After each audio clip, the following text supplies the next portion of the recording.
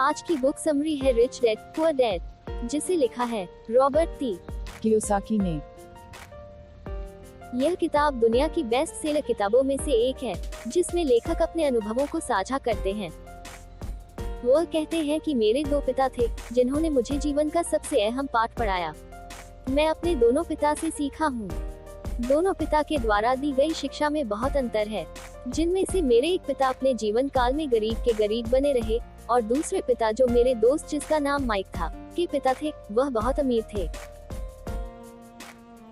अब आप सोच रहे होंगे ऐसा कैसे हो सकता है। हाँ, बिल्कुल ऐसा ही हुआ था। मेरे पिता, जो मेरे वास्तविक पिता थे, वह स्कूली शिक्षा को अधिक महत्व देते थे, और जबकि जो मेरे अमीर पिता थे, वह मेरे लिए हमेशा स्कूल की शिक्षा के अलावा पैसे के पीछे का ज्ञान और प्रैक्टिकल ज्ञान को लेने के लिए कहते थे। यह किताब हमें 6 सबसे महत्वपूर्ण पाठ सिखाती है, जो हैं 1, अमीर लोग पैसे के लिए काम नहीं करते। 2, पैसे के बारे में क्यों सिखाया जाना चाहिए। 3, अपने काम से काम रखो। 4, टैक्स का इतिहास और कॉर्पोरेशन की ताकत। 5, अमीर लोग पैसे को बनाते हैं। 6, सीखने के लिए काम करें।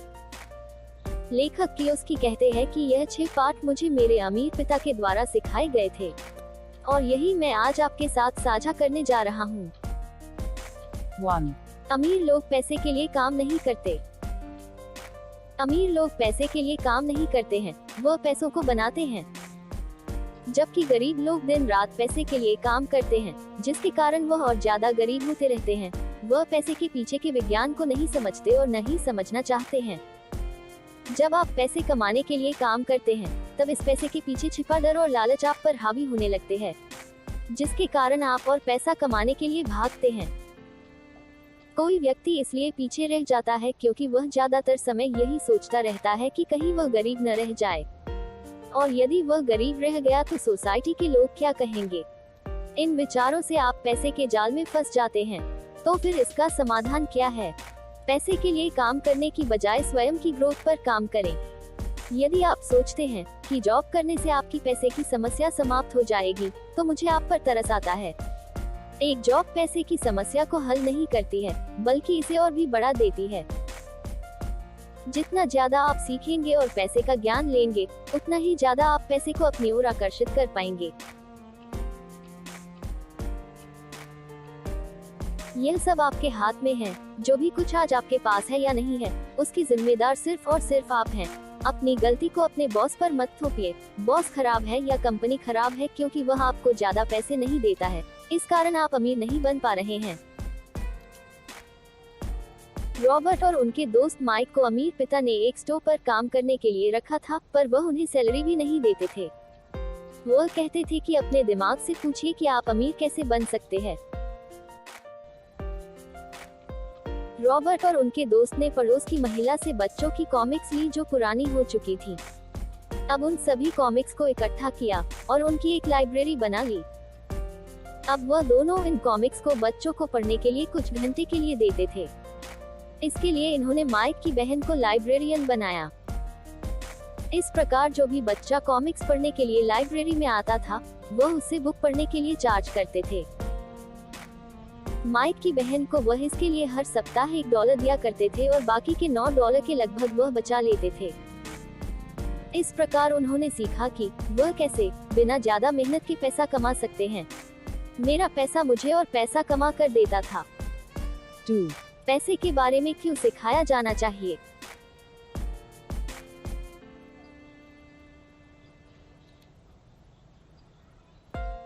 हमारा एजुकेशन सिस्टम स्कूली शिक्षा को ज्यादा महत्व देता है। वह छात्र को अनुशासन और पाठ्यक्रम जैसे सब्जेक्ट का ज्ञान तो उपलब्ध कराता है, परंतु पैसे के बारे में नहीं सिखाता है, जिसका परिणाम यह होता है कि छात्र के बड़े हो जाने पर स्कूल की शिक्षा के बाद उसे पैसे की समस्या का सामना करना पड़ता है। इसलिए पैसे की शिक्षा स्कूल की शुरुआत से देना चाहिए। 3, अपने काम से काम रखें। यहाँ पर अपने काम से काम रखने से लेखक का तात्पर्य है कि लायबिलिटी और असेट्स के बीच के अंतर को समझें और अपना काम करते रहें। लेकिन प्रॉब्लम यह है कि ज्यादातर लोग लायबिलिटी और असेट्स के बीच के अंतर को समझना नहीं चाहते हैं। उन्हें लगता है कि वह जानते हैं, परंतु फिर भी वह गरीब रहते हैं। अगर मैं इसे सिंपल भाषा में समझाऊं तो लायबिलिटी वह चीज है जिससे आपकी जेब से पैसा बाहर जाता है, और एसेट्स वह है जो चीज आपकी जेब में पैसा डालती है। रॉबर्ट एक और बहुत ही अच्छी बात कहते हैं, वह यह है कि यदि आप अमीर बनना चाहते हैं तो जिंदगी भर एसेट्स खरीदते रहिए। यदि आप किसी घर को खरीदते हैं तो वह आपके लिए एक लायबिलिटी है, परंतु वही यदि आप उस घर को किराए पर दे देते हैं तो वह एक एसेट्स बन जाता है, क्योंकि अब यह घर आपके लिए लगातार पैसा कमाकर दे रहा है। यदि आप मोबाइल, लैपटॉप या कोई ऐसी चीज खरीदते हैं जिनकी कीमत समय के साथ कम हो जाती है तो आप गरीब बनते जाएंगे।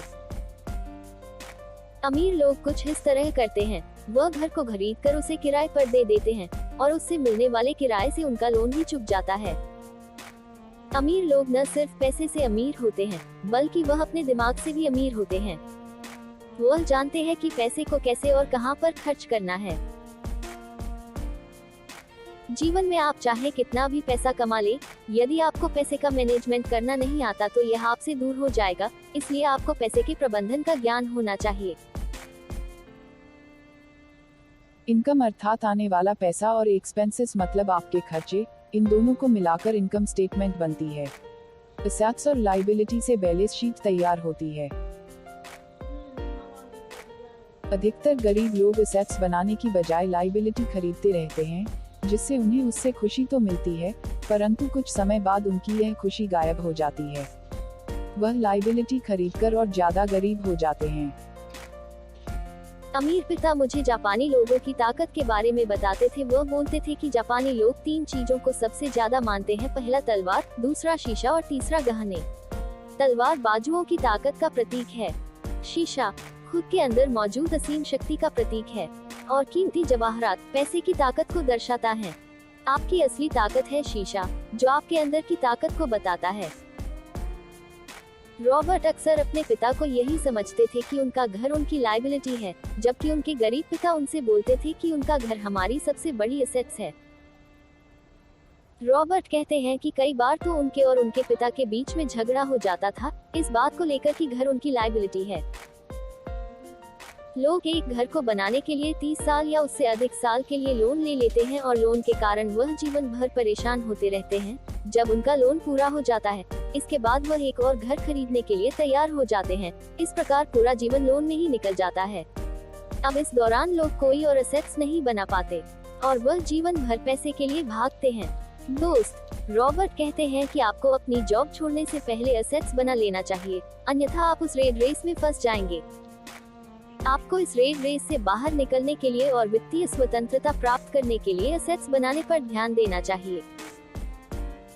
आप तभी अमीर बन पाएंगे जब आपकी एसेट्स आपकी लायबिलिटी से अधिक हो, अर्थात अपने खर्चों को कम कीजिए और एसेट्स बनाएं। 4. टैक्स का इतिहास और कॉर्पोरेशन की ताकत। जब कोई व्यक्ति जॉब करता है तो अपनी सैलरी का कुछ हिस्सा गवर्नमेंट को टैक्स के रूप में देता है। यह रकम लगभग उसकी सैलरी का 50% होती है। अब जानते हैं कि शुरुआत कब और कैसे हुई। द्वितीय विश्व युद्ध के दौरान जब अमेरिका में सैनिक बुरी तरह घायल हो गए थे, तो गवर्नमेंट ने फंड को जमा करने के लिए लोगों पर टैक्स लगाना शुरू कर दिया था। हालांकि जब टैक्स लागू हो रहा था, गरीब लोगों को यह बताया गया था कि यह केवल अमीरों पर लगाया जा रहा है, लेकिन कुछ समय के बाद यह टैक्स अमीर और गरीब दोनों तरह के लोगों पर लगना शुरू कर दिया। किसी तरह अमीर लोगों ने अपने पढ़े लिखे होने का फायदा उठाकर टैक्स से छुटकारा पाने का कोई ना कोई रास्ता निकाल लिया, लेकिन जो गरीब लोग थे और ज्यादा गरीब हो गए थे। जिस किसी देश में टैक्स लागू होता है, वहाँ के लोगों को और ज्यादा गरीबी का सामना करना पड़ता है। अमीरों की फाइनेंशियली बुद्धि ज्यादा मजबूत होने से उन्होंने टैक्स से छुटकारा पाने का रास्ता निकाला। यहीं पर काम आती है अपनी फाइनेंशियल नॉलेज। इसलिए मैं बार बार लोगों से यही कहता हूँ कि ज्यादा से ज्यादा अपनी फाइनेंशियल नॉलेज को बढ़ाने पर ध्यान दिया जाना चाहिए। 5. अमीर लोग पैसे को बनाते हैं। लगभग सभी अमीर लोग इस बात को अच्छी तरीके से जानते हैं कि पैसे से पैसा तेजी से कैसे कमाया जा सकता है, जिसकी वजह से वह और ज्यादा अमीर होते जाते हैं। इसके विपरीत गरीब लोगों को कभी भी पैसे से पैसे कमाने में इंटरेस्ट नहीं होता है, जिसके कारण वह लगातार पैसे के पीछे भागते हैं। शेयर मार्केट में जो लोग यह जानते हैं कि पैसे को कहां पर इन्वेस्ट करना चाहिए तो वह पैसे से पैसा कमाते हैं। इसमें हार्ड वर्क भी नहीं करना पड़ता है। हाँ, लेकिन आपकी फाइनेंशियल बुद्धि मजबूत होनी चाहिए। अमीर अपनी इनकम का कुछ भाग स्टॉक्स, बॉन्ड्स और किसी कंपनी में इन्वेस्ट करते हैं, जिससे वह आने वाले कुछ समय में बहुत अच्छा रिटर्न पाते हैं। आपको भी अपनी नॉलेज बढ़ाने पर ध्यान देना चाहिए और अपने पैसा कोई ऐसी जगह पर लगाना चाहिए जहां पर आपको कम मेहनत में ज्यादा पैसा प्राप्त हो सके। पैसा कमाना और जिंदगी भर कमाते रहना, यह सब माइंडसेट का खेल है, इसलिए अपनी असली संपत्ति को और ज्यादा मजबूत बनाएं।